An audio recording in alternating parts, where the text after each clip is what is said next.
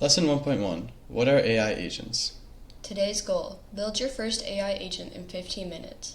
Hey everyone, welcome to your first Agent.ai lesson. I'm Yannick. And I'm Sarah. We're both excited to take you through your first agent building experience today. What makes this lesson special is that by the end, you'll have built a working AI agent from scratch. No coding required. That's right, and we're going to build it together, step by step, so you can follow along in real time. Let's start with the fundamentals. An AI agent is a smart software that can think, decide, and act independently.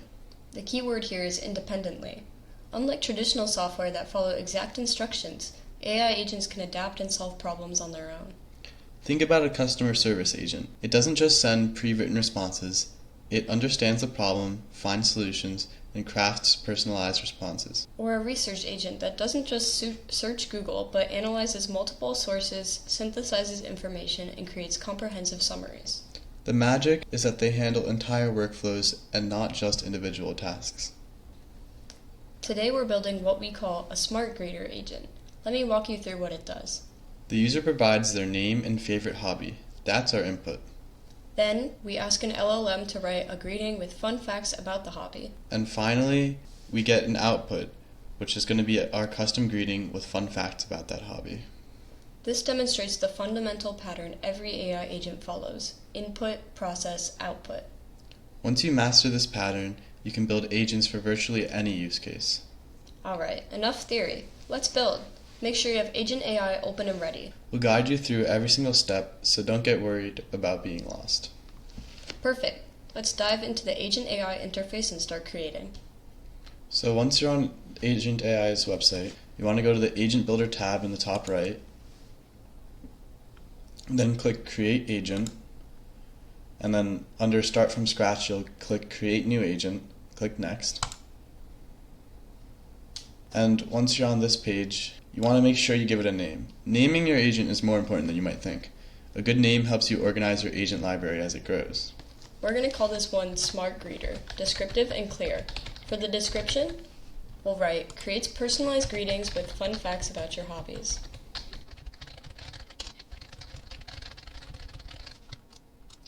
Next, you want to go to Actions. This is where all of your actions to create your agent will be. So we have to start with, what do we need first? We're going to need the user's name. So to do that, you want to click Add Action, and then there's this selection here, Get User Input. We want to make sure it's input type text, and we want to provide a clear prompt so that the user understands what they're doing. So the prompt here will be, what is your name? And under it, you can provide some examples. So if there is a question that is unclear, you can show them how they would like you to answer it. For this, it's not that difficult, but you could put some examples like Adam or John, simple names. You could also set a default value, which basically will be the value that will always be there unless the user wants to put in a different value. For this case, I don't think it makes sense because we want it to be personalized to whoever is using this agent. So we'll skip this step. It's not required. Next, we have to look at the variable name. So we're going to set this to out name. So the typical structure is you type out underscore and then whatever you want to name the variable. And you want to make the names very comprehensive and something you'll remember, because once you have a lot of variables, it makes it a lot easier. So this one we're going to name name. In the next lesson, we're going to be going more into variables and what they are. But as a basis, variables are how we store and reference data throughout our agent, and they're kind of like labeled containers that you can access the information in. So next we need a second input. So again, we're going to hit Add Action, Get User Input, and we still want it to be text. So now we have to think of the prompt we want to prompt them with. So this will be, what is your hobby? Because we want them to supply their hobby for us. Down here you could enter some hobbies like sports or music as examples. Again, I don't think we need a default value because we want this to be personalized. And down at the bottom, we need to name the variable. So we do the same format of out underscore, and we can do hobby to make this one easy to remember. Now we have our inputs configured. Next is the processing phase. So now we want to click add action again, but instead of going to get user input, you go to this top couple bars and you click use AI. You click use Gen AI LLM. And in here, this is where you'll prompt the LLM to create your greeting. What this is doing is it's basically going and it's calling ChatGPT or another engine of your choice, and it's passing a prompt and your variables, and it's getting a response. So for this, we can ask it to create a greeting that for someone named, and then this is where this gets a lot easier. So you can then insert your variable. So this will be the out name variable. And so this now makes it so it can work for whoever puts their name in it, instead of it just being tied to one person. So for example, if I was using this agent, my name is Sarah, I would type in Sarah for the input, and this basically passes to the LLM, create a greeting for someone named Sarah. And so then we go create a greeting for someone named, and then our variable, and then with fun facts about, and then we can insert our hobby variable. So fun facts about, and then whatever hobby they choose. So it could be music, sports, etc. And that is all you need. So now we're going to create a variable name for this one, and we can just do out greeting to make it simple.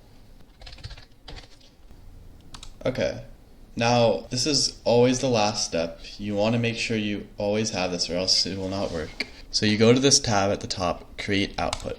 You click show user output, and here all you have to do is insert your variable, your last one, your out greeting, because that is the greeting, and then you just save it. Once you're done configuring your agent, you want to make sure you hit publish changes. This makes it so that you save your agent. So a good habit is to click run afterwards, after you click publish changes, just to test and see if it's working. Here, this is what it looks like from someone who's using the agent.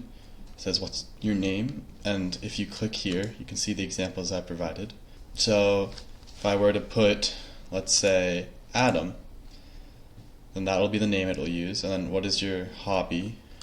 We can pick a specific sport. We could say soccer. And now if I click go, it'll create a personalized greeting to Adam with fun facts about soccer. So as you see, it says, hey Adam, hope you're having an awesome day. Did you know that soccer is the most popular sport in the world with over 250 million players in more than 200 countries? Here's a fun fact. The fastest goal ever scored in the World Cup match was just 11 seconds after kickoff.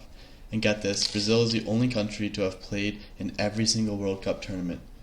Keep kicking it, Adam. So that's your personalized greeting. This demonstrates the power of AI agents. They don't just follow scripts, they create intelligent, adaptive responses.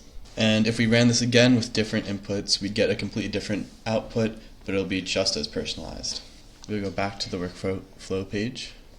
And we just want to look at here, we have our very simple overview using our input, process, and output. So input would be our first two steps. Process is our third step here, and the output is our fourth step. And again, this is the basic for any AI agent. As you learn more tools and have ideas about what you want to create, it'll get a lot more complex, but it still follows the same basic guideline. Today, we learned that all AI agents follow the same pattern of input, process, and output. Next, you want to apply what you learned today and answer the mini quiz in the Google Classroom, which will be linked in the description. And then next will be lesson 1.2, where we'll dive deeper into agent architecture. But for now, take pride in what you've accomplished. You've built a working AI agent that demonstrates professional level automation concepts. Remember, the best way to learn agent building is by building. Don't just watch. Recreate this agent yourself.